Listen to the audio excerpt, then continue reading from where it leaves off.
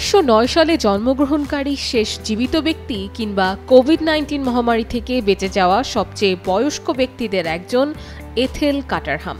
শুধু তাই নয়, Guinness book of world records অনুযায়ী বিশ্বের সবচেয়ে বয়স্ক মানুষও তিনি। তার বর্তমান বয়স 116 বছর।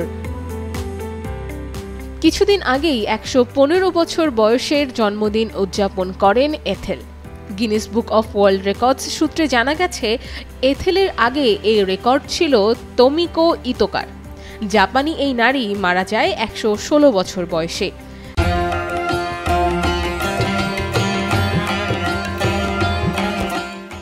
তারও আগে এই খেতাব ছিল জোয়াও মারিনহো নেটোর।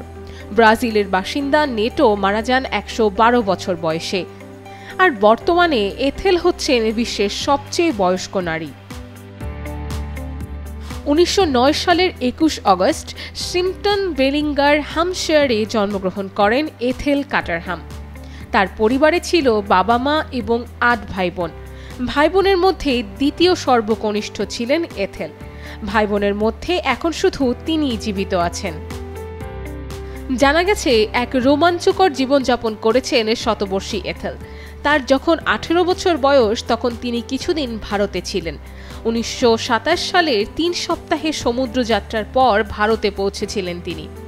সেখানে এক ব্রিটিশ পরিবারে আয়ার কাজ করতেন এথেল। দীর্ঘ জীবনের রহস্য জানতে চাইলে এথেল বলেন, প্রতিটি সুযোগকে হ্যাঁ বলুন, কারণ আপনি জানেন না যে এটি আপনাকে কোথায় নিয়ে যাবে।